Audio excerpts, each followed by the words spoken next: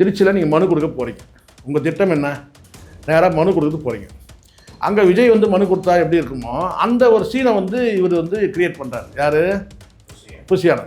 நீங்கள் போய் மனு கொடுக்கும்போது பார்த்தீங்கன்னா அங்கே 10 பேரை தவிர வேறு யாரும் அங்கே இருக்கக்கூடாதுன்னு சொல்லிட்டு இருந்தா அங்கே கூட்டம் வந்துருக்குமா சார்?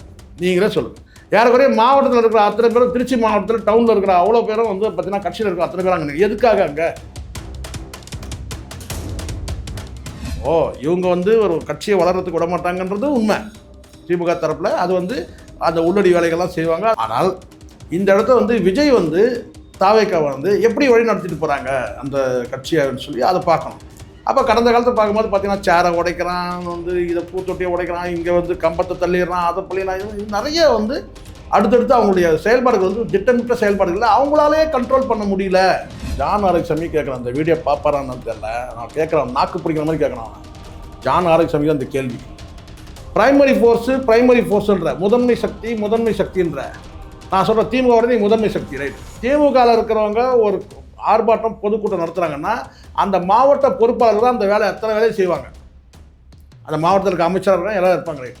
அங்கே வந்து புஷியானந்து பொதுச்செயலர், கட்சியோட பொதுச்செயலர். புஷியானந்துக்கு என்ன வேலை? அப்போ என்ன ஆகுதுன்னா, ஐயோ பொதுச்செயலர் வராருங்க வந்து மனு கொடுக்கறதுக்கு, அவனே மாவட்ட செயலர் நினைக்கிறான், வரவேடா நம்ம வெயிட்டை காட்டணும் அண்ணங்கிட்ட, அண்ணன் நெஞ்ச நக்கணும், எவ்வளோ முடியுதோ நக்கிடுவோன்னு சொல்லிட்டு வந்து சொன்னால் ஒரு 500 பேரை வர வைக்கிறாங்க. ஆனால் அந்த இடத்துல ஒரு அண்ட்ரெஸ்ட் ஆகுது. அப்போ காவல்துறை நடவடிக்கை எடுப்பாங்களே, இருக்க மாட்டாங்க.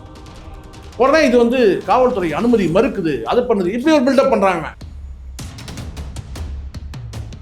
ஒரு ஆளுங்கட்சி எதிர்கட்சிகளை நசுக்க தான் பார்க்கும், வளர விடாது. அதாண்டி நம்ம எப்படி வளரணும், நம்ம முதல்ல சரியாக இருக்கணும். உங்கள் பப்ளிக் பார்க்குறாங்க உங்களுடைய அட்ராசிட்டி என்னன்றதை, பப்ளிக் முடிவு பண்ணுறாங்க. ஐயோ என்னங்க இப்படி இருக்கிறாங்க. மாநாட்டுக்கு போயிட்டு வந்து சில நண்பர்லாம் சொன்னாங்க, எல்லாமே மென்டலாகிறானுங்க சார், எல்லாமே வந்து பைத்தியமாகறானுங்க, அரை மென்டல் முக்கால் மென்டலாகிறானுங்க, எல்லாமே இப்படி இருக்கிறானுங்க சார், மெச்சூரிட்டியே இல்லாத இருக்கானுங்க, எல்லாம் சின்ன வெட பசங்க சார், சின்ன பசங்க எல்லாமே வந்து யாருமே வந்து ஒரு மெச்சூரிட்டியாக நடந்தவே இல்லை அப்படின்னு சொல்கிறாங்க. அப்போ எந்த அளவுக்கு வந்து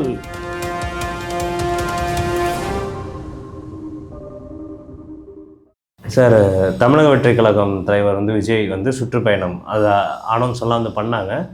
ஸோ திருச்சியில் ஒரு இடத்துக்கு வந்து அவங்க பெர்மிஷன் கேட்டப்ப காவல்துறை பெர்மிஷன் தொடர்ந்து மறுதளிச்சுக்கிட்டே இருக்காங்க. ஒரு இடம் சொல்கிறாங்க ஃபஸ்ட்டு, பட் இல்லை அந்த இடத்துல நிறைய டிஃபிகல்ட்டிஸ் இருக்குது அப்படின்ற மாதிரி வந்து காவல்துறை தரப்பில் வந்து சொல்லுது.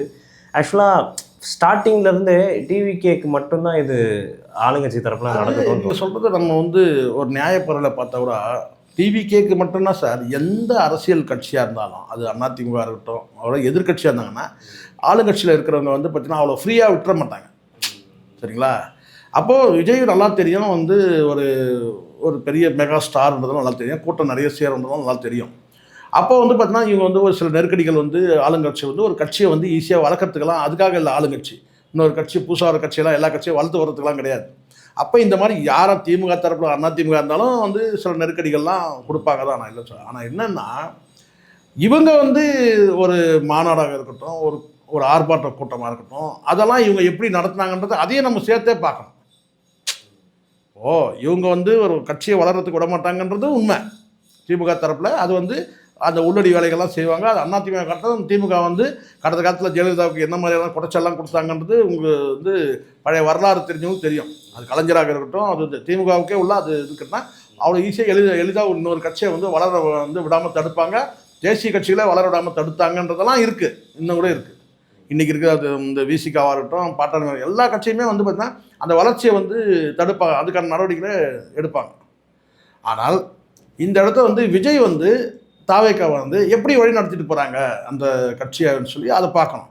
அப்போ கடந்த காலத்தை பார்க்கும்போது பார்த்தீங்கன்னா சேரை உடைக்கிறான், வந்து இதை பூத்தொட்டியை உடைக்கிறான், இங்கே வந்து கம்பத்தை தள்ளிடுறான், அதை பள்ளிலாம், இது நிறைய வந்து அடுத்தடுத்து அவங்களுடைய செயல்பாடுகள் வந்து திட்டமிட்ட செயல்பாடுகளில் அவங்களாலே கண்ட்ரோல் பண்ண முடியல. இந்த கூட்டத்தை வந்து அவங்களாலே கண்ட்ரோல் பண்ண முடியலன்ற அந்த வந்து கடந்த சம்பவங்களும் நம்ம நிரூபிக்கிறத நம்ம பார்க்குறோம். உச்சபட்சமாக இப்போ இந்த நடந்த மாநாட்டில் நடந்த அந்த கலைபுரங்கள்லாம் உங்களுக்கு தெரியும். கொடி கம்பம் கீழே விழுந்தது, அந்த பவுன்சர்களை தூக்கி வீசினது, ஸோ இதெல்லாம் நம்ம பார்த்தோம். ஸோ அன்கண்ட்ரோல்டாக அந்த இடம் வந்து பார்த்திங்கன்னா கட்டுப்பாட்டில் இல்லாத போயிடுது. காவல்துறையாலே கட்டுப்படுத்தணும்னா குறைஞ்சபட்சம் லட்டி சார்ஜ் பண்ணுவோம். அப்போ லட்டி சார்ஜ் பண்ணால் அது உங்களுக்கு சாதகமாகிடும். பாருங்கள், தமிழ்நாடு காவல்துறை வந்து எங்களை லட்டி சார்ஜ் பண்ணுது அப்படிதான் சொல்லுங்க. சமீபத்தில் ஒரு சம்பவம் நீங்கள் பாருங்கள்.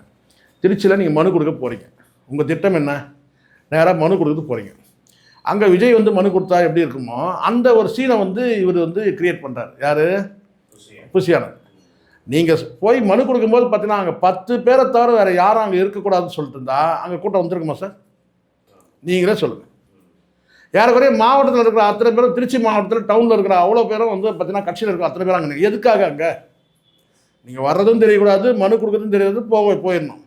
அதில் மனு கொடுத்து வந்துட்டு அங்கே ஒரு சீனு, என்ன சீன் கேட்டிங்கன்னா, மனு கொடுத்து வந்தது நீங்கள் காரில் வரீங்க, உங்கள் பின்னாடி ஒரு 10 காரு, முன்னாடி ஒரு 10 காரு, ஒரு 5 கார் வச்சு எல்லாம் ரோட்டில் நிற்கிது.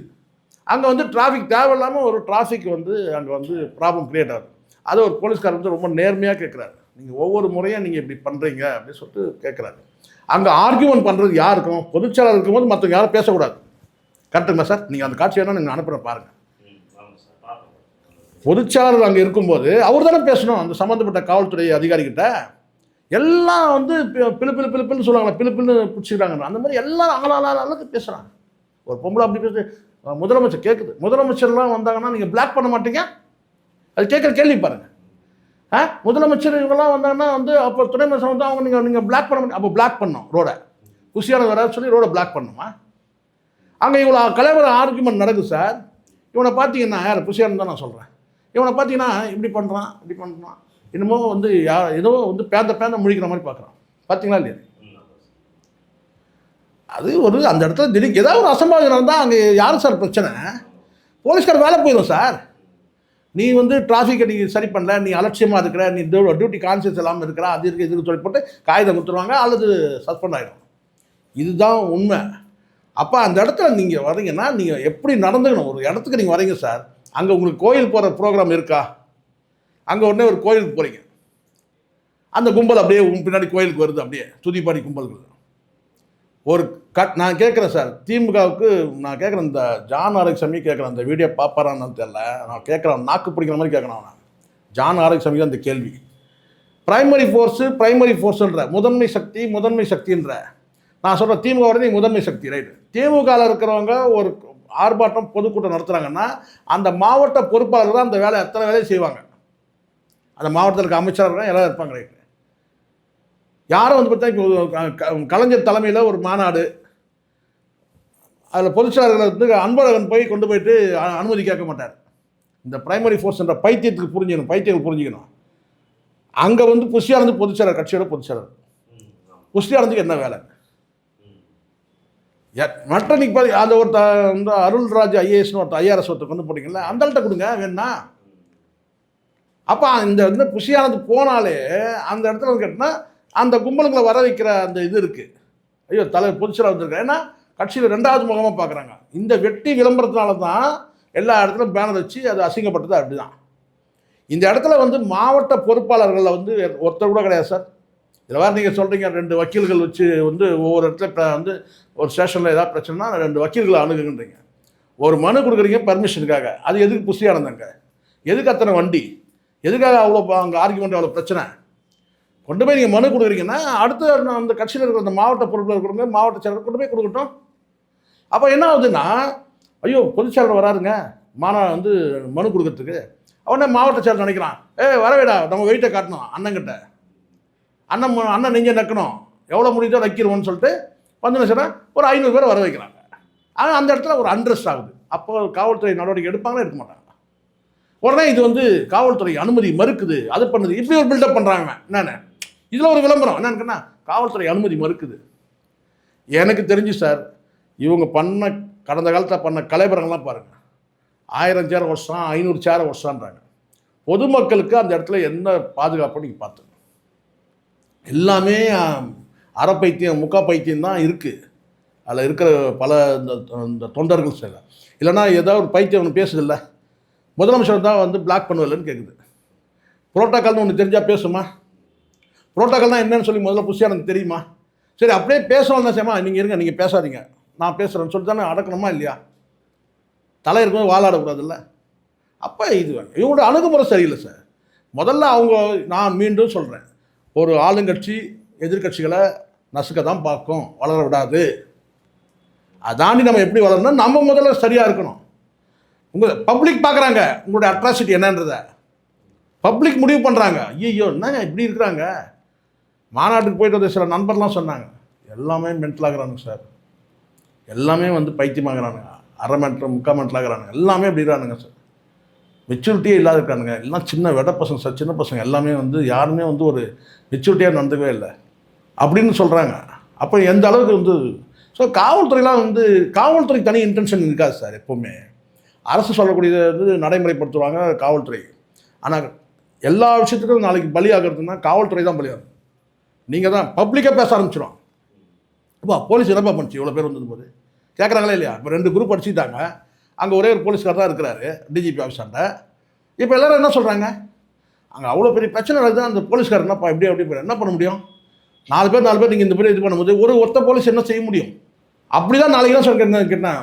ஒரு கட்சி தலைவர் டிவிக்கு தலைவர் வராது, இவ்வளோ கூட்டம் இருக்குது, அந்த கண்ட்ரோல் இல்லாமல் நடந்துன்னா போலீஸ் என்ன பண்ணிச்சு அந்த இடத்துல கேட்பாங்கல்ல? அதுதான். அதனால் காவல்துறை நடவடிக்கை பொறுத்த வரைக்கும் சரியான நடவடிக்கை தான். அனுமதி இல்லைன்னா ஏன் அனுமதி இல்லை? அதுக்காக சார் நீதிமன்றம் கேள்வி கேட்டால் பதில் சொன்னல சார். அப்போ அவங்க சில பதிலெலாம் சொல்லுவாங்க. அப்போ உங்கள் லட்சத்தை தூக்கி காட்டுவாங்க.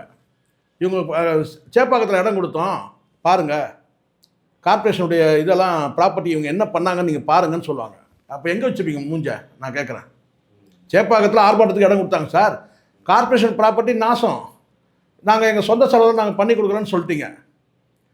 அப்போ அதுவே வீக் தானே, அது பண்ணது யார்? அப்போது நீங்கள் பப்ளிக்கில் ஒரு இடத்த உங்களை அனுமதிக்கணும்னு சொன்னால், இப்போ உங்களுக்கு சொன்ன இப்போ மனுஷங்க சாதாரணமாக போயிடலாம் சார்.